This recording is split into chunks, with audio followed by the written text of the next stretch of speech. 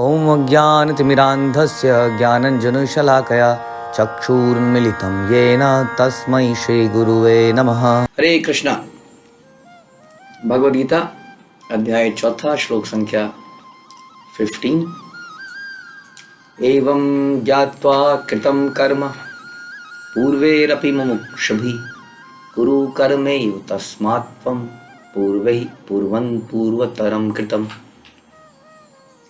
प्राचीन काल में समस्त मुक्तात्माओं ने मेरी दिव्य प्रकृति को जान करके ही कर्म किया, अतः तुम्हें चाहिए कि उनके पद चिन्हों का अनुसरण करते हुए अपने कर्तव्य का पालन करो। हम लोग सुन रहे थे कि किस प्रकार से भगवान बोलते हैं कि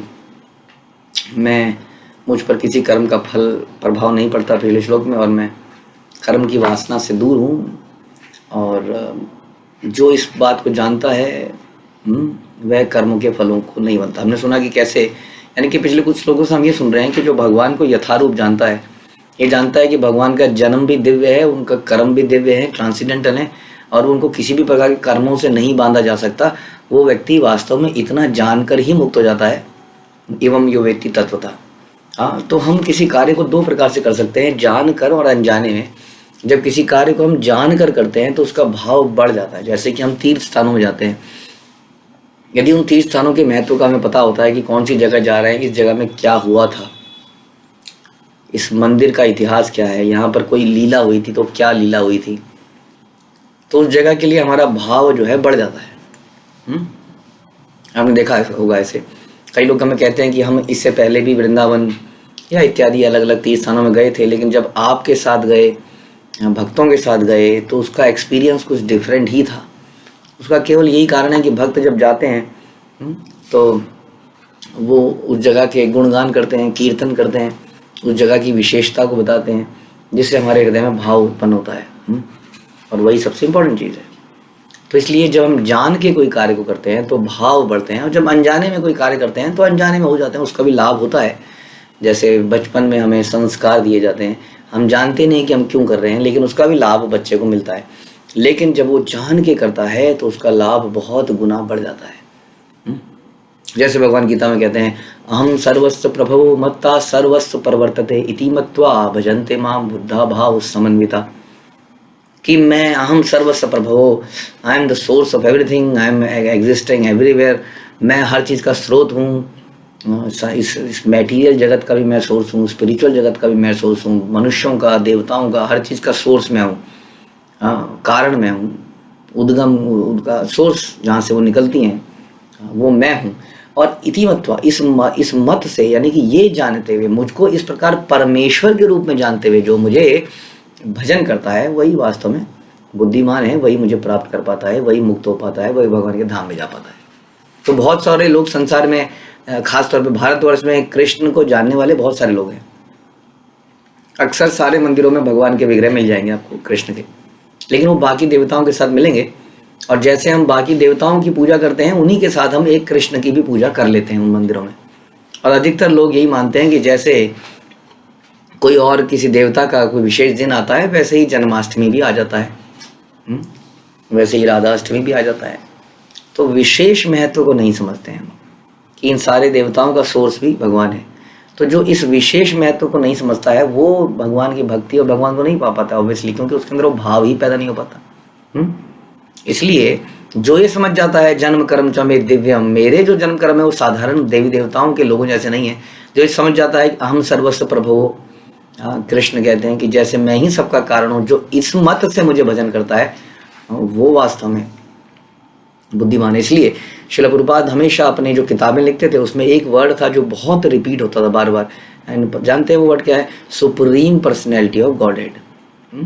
ये वर्ड हमें कृष्ण प्रभुपाद ने दिया, जो अपनी पुस्तकों में बार बार आता है, रिपीट होता है। कृष्णा ऐसे रिपीट होता है, वैसे ही सुप्रीम पर्सनैलिटी ऑफ गॉडहेड। और यही हमने ये वर्ड सुना भी होगा, इससे पहले कभी हमने सुना भी नहीं होगा ये word, supreme personality of Godhead. There are various personalities of Godhead, लेकिन one is supreme personality of Godhead, नित्यो नित्यानाम जैसे हम कहते हैं। सुप्रीम पर्सनैलिटी, बहुत सारी पर्सनैलिटी में ईश्वर बहुत सारे हैं, लेकिन परमेश्वर एक है।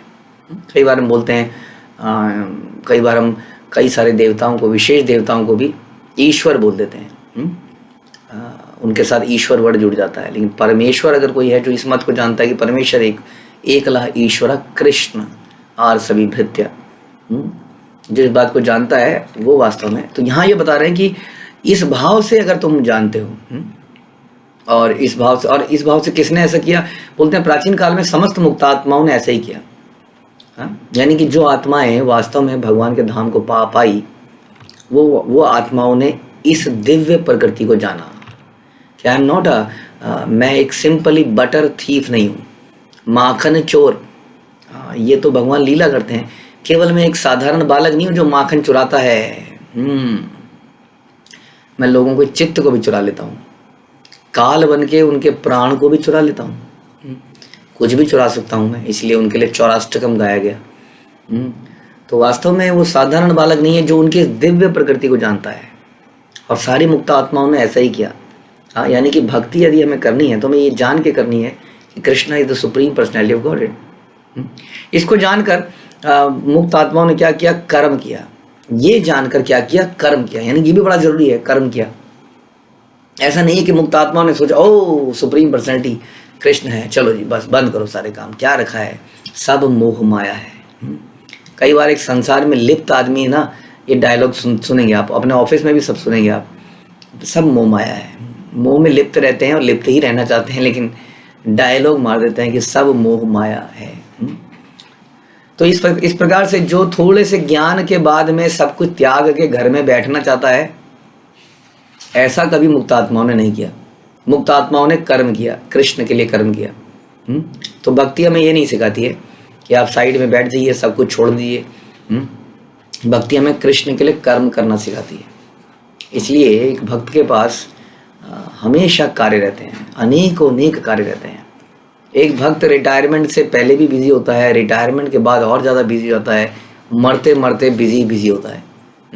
इतने उसको कर्म करने होते हैं। अतः तुम्हें चाहिए, इसलिए है अर्जुन, तुम्हें चाहिए कि उनके पद चिन्हों का अनुसरण करो। क्योंकि अर्जुन कहता है मैं युद्ध नहीं करूंगा क्योंकि ये हो जाएगा वो हो जाएगा, लेकिन मुक्तात्माओं ने तो ऐसा नहीं किया। तो इसका मतलब क्या है? तुम कृष्ण के लिए युद्ध करो। इसमें कष्ट है, यस इसमें कष्ट है, इसमें अपनों का ही सो कॉल्ड शारीरिक संबंधियों का नुकसान हो सकता है, हमारे अपनों का भी नुकसान हो सकता है, लेकिन कृष्ण के लिए युद्ध करो, ऐसा बोला गया। यानी कि अपने कर्तव्य को पूरा करो, क्योंकि तुम्हारा एक कर्तव्य है, क्षत्रिय होने के नाते तुम्हारा एक कर्तव्य है कि धर्म युद्ध को लड़ो, ताकि एक ऐसे राज्य की स्थापना हो सके जो कि धर्मपरायण हो। इसलिए उनका पद चिन्हों का अनुसरण करते हुए अपने कर्तव्य का पालन करो। लेकिन कैसे करो? कर्तव्य का पालन ये सोचते हुए करो कि मेरी दिव्य प्रकृति क्या है, यानी कि कृष्ण की दिव्य स्थिति क्या है, यानी कि कृष्ण के लिए कर्म करो, ये सोचते हुए कि कृष्ण ही हर वस्तु के भोक्ता है। भोक्ताराम यज्ञ तपसाम सर्वलोके महेश्वरम। इसी श्लोक में भगवान ही कहते हैं कि आई एम सर्वलोके महेश्वरम, महा ईश्वर हूं मैं। इसी में भी बोला गया। इस मत से क्या करो और ये समझो कि मैं ही भोगता हूं। कृष्ण बहुत ही declare, Gita is such a book जिसमें भगवान बिल्कुल आर पार चीर फाड़ करके क्लियर कर देते हैं कि सच क्या है, कोई लाग लपेट नहीं। क्योंकि वो जानते हैं यही सच है, जीवों के लिए यही अच्छा है, तो उसमें बिल्कुल साफ साफ बदलते हैं कि भोगता राम, मैं ही भोगता हूँ। ये मत सोचो तुमने कमाई करी तो तुम भोग सकते हो, नहीं, दिस इज रॉन्ग। सुनिए श्रील प्रभुपाद क्या बोलते हैं। प्रभुपाद बोलते हैं कि मनुष्यों की दो श्रेणियां हैं। मनुष्य के मन में दूषित विचार भरे रहते हैं और कुछ भौतिक दृष्टि से स्वतंत्र होते हैं। जिसके मन में दूषित विचार भरे हैं उसे क्या चाहिए? उसे चाहिए कि भक्ति के अनुष्ठानों का पालन करे ताकि धीरे धीरे शुद्ध हो और शुद्ध भक्ति कर सके और कृष्ण भावरत में बढ़े। और जो ऑलरेडी शुद्ध है वो क्या करे? उसको भी चाहिए कि वो भक्ति के कार्यों को करे और उसकी भक्ति को, भाव को बढ़ाता चला जाए। कई बार क्या होते हैं, मूर्ख व्यक्ति होते हैं, थोड़ा बहुत कृष्ण भावना में ज्ञान प्राप्त कर लेते हैं तो कहते हैं हम काम नहीं करेंगे, सब मोह माया है, जैसे मैंने बोला, छोड़ देंगे। जैसे अर्जुन ने कहा मैं नहीं करूँगा, घर छोड़ दूंगा, पत्नी छोड़ दूंगा, ये कर दूंगा, नौकरी छोड़ दूंगा। किंतु भगवान ने युद्ध क्षेत्र में कार्य से विमुख होने की अर्जुन की इच्छा का समर्थन नहीं किया। आवश्यकता इस बात की कि जाना जाए कि किस तरह कर्म किया जाए। कृष्ण भावनामृत के कार्यों से विमुख होकर एकांत में बैठकर कृष्ण भावनामृत का प्रदर्शन करना, उससे बेहतर है कि हम कृष्ण के लिए कार्य करें। यहाँ पर अर्जुन को सलाह दी जा रही है कि वह भगवान के अन्य पूर्व शिष्यों तथा सूर्यदेव विवस्वान के पद चिन्हों का अनुसरण करे और कार्य करे, जैसा कि पहले किया। तो यही बता रहे हैं फिर से कि किस प्रकार से कृष्ण के लिए काम करना ना करने से बेहतर है। कृष्ण के लिए क्या काम किया जाए, कृष्ण के लिए जो भी किया जाए, अभी हम सुनेंगे हमारे हमारे आचार्य क्या बोलते हैं। हमारे आचार्य ने तो ये तक बोला, हम सुनेंगे श्रीमद् भागवत में कि किस प्रकार धन जो है, धन बहुत बड़ी समस्या है। जब कलयुग को बोला गया कि तुम 4 स्थानों में रह सकते हो, जहाँ जुआ होता हो, जहाँ अवैध संबंध होते हो, जहाँ मांस भक्षण होता हो इत्यादि, तो पशुवध होता हो, तो कलयुग ने कहा इन जगहों में तो मैं नहीं रह पाऊंगा। तो बाद में बोला गया अच्छा तुम सोना सोना जहाँ पे धन हो वहाँ पे रहो। तो वास्तव में धन में ऐसा बोलते हैं कलयुग है ही, क्योंकि धन बढ़ने से दिमाग खराब होता ही है। इसलिए अब क्यों काम करें, इसका मतलब धन ना कमाएं। तो प्रभुपाद बोलते हैं, हमारे आचार्य बोलते हैं कि धन कमा के यदि हम कृष्ण के लिए दे दें तो वो धन भी शुद्ध हो जाता है और हमारा एक कर्म लग जाता है। क्योंकि हमें एक संभव इस संसार में कुछ पैसे कमाने तो आ ही गए हैं। किस तरह से प्रचार के कार्य में हम धन लगा सकते हैं और जीवन को शुद्ध बना सकते हैं। वास्तव में ये धन भी कृष्ण का ही दिया हुआ है, ये शरीर भी कृष्ण का ही दिया हुआ है। इसलिए हर इस वस्तु को कृष्ण की सेवा में लगाना ही इस जीवन का उद्देश्य है। हमें शरीर दिया गया, इसलिए थोड़ी दिया गया कि शरीर से बैठ जाएं और कोई काम ना करें। कृष्ण के लिए काम करें। अनेक कार्य हैं। शिला प्रभुपाद बोलते थे कि एक कार्य ऐसा है, एक रस ऐसा है, गोलोक में सारे रस हैं, कोई ऐसा रस नहीं है। गोलोक में दिव्य रस हैं, भगवान के धाम में दिव्य रस हैं, यहाँ पे उतने रस नहीं है। लेकिन एक रस ऐसा है, प्रभुपाद ने कहा, जो गोलोक में भी नहीं है। सब लोग हैरान हो गए, ये कौन सा रस है जो गोलोक में नहीं है। इस मृत्यु जगत में कोई ऐसा रस भी है जो गोलोक में नहीं है।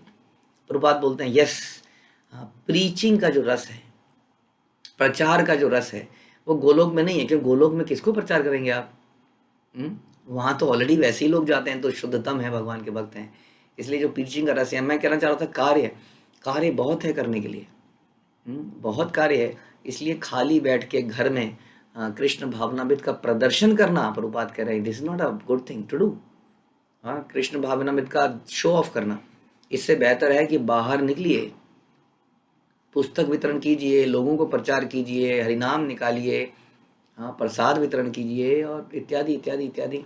भक्तों से मिलिए जुलिए, कुछ ऐसा कीजिए, कर्म कीजिए। बहुत सारे काम हैं हमारे पास, इतनी सेवाएं हैं, इतनी सेवाएं, अनलिमिटेड सेवाएं हैं।